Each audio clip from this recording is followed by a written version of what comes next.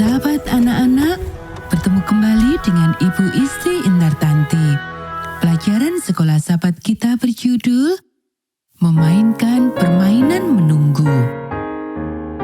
Ayat hafalan Ibrani pasal 6 ayat 15. Abraham menanti dengan sabar dan dengan demikian ia memperoleh apa yang dijanjikan kepadanya.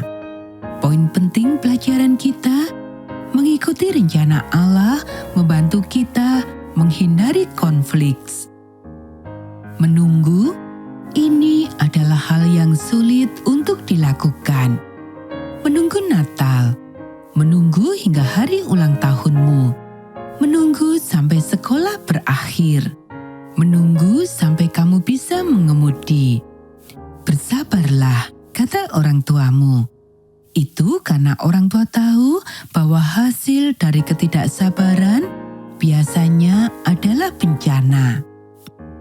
Abraham dan Sarah hidup pada masa ketika sebuah keluarga besar adalah sebuah kehormatan besar. Namun pada usia 75 tahun, mereka masih belum memiliki anak. Pada saat itu, mereka mungkin sudah menyerah untuk memiliki anak.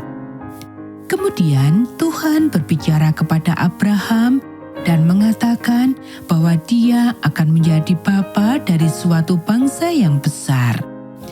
Tidak diragukan lagi, janji tersebut memberikan harapan baru bagi Abraham dan Sarah, dan penantian pun dimulai lagi.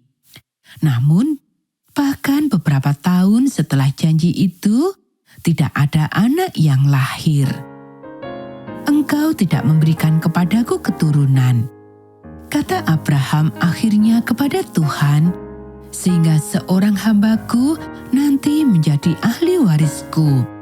Kita bisa baca dalam Kejadian pasal 15 ayat 3. Orang ini tidak akan menjadi ahli warismu, kata Allah, melainkan anak kandungmu, dialah yang akan menjadi ahli warismu. Kemudian Tuhan memperlihatkan kepada Abraham pada malam hari langit berbintang dan berkata kepadanya, "Coba lihat ke langit, hitunglah bintang-bintang jika engkau dapat menghitungnya." Maka firman-Nya kepadanya, "Demikianlah banyaknya nanti keturunanmu." Kita bisa baca di ayat 4 dan 5. Maka mereka menunggu dan menunggu dan menunggu lagi. 10 tahun berlalu dan tetap saja belum ada anak. Abraham dan Sarah akhirnya kehabisan kesabaran. Mereka memutuskan untuk mengambil tindakan sendiri. Sarah memberikan hambanya Hagar kepada Abraham sebagai istri yang lain.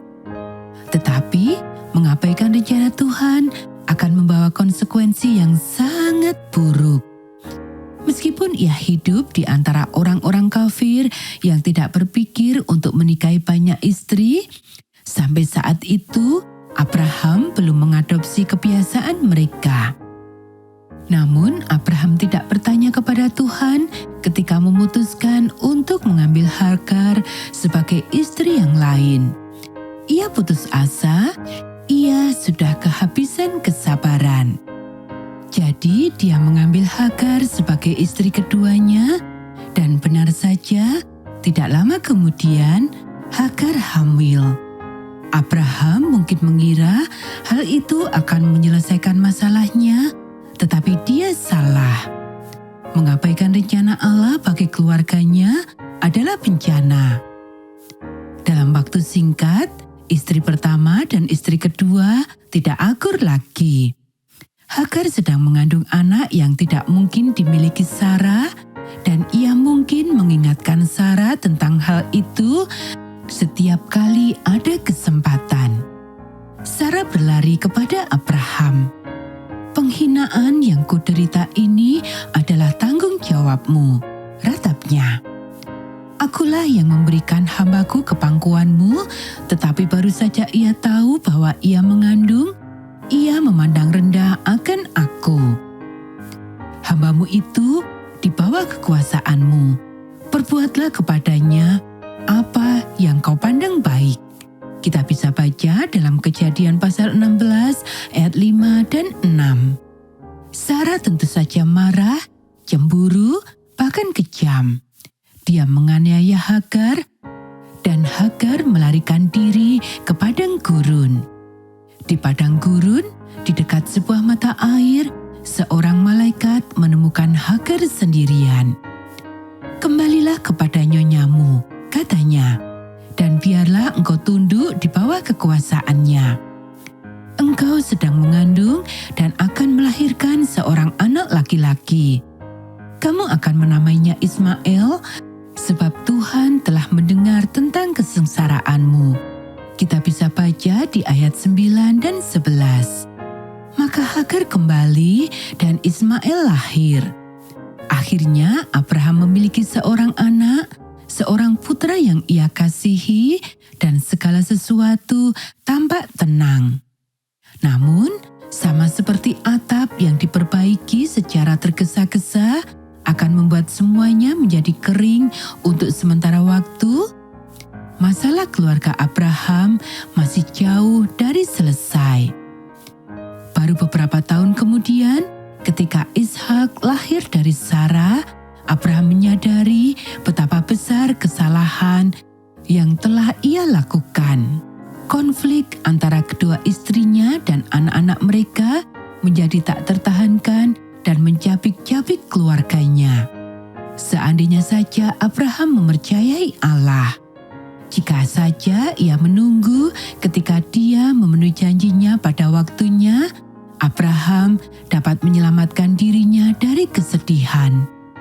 Abraham putus asa untuk mendapatkan ahli waris yang telah dijanjikan Allah dan terus maju dengan rencananya sendiri untuk mendapatkan seorang anak laki-laki.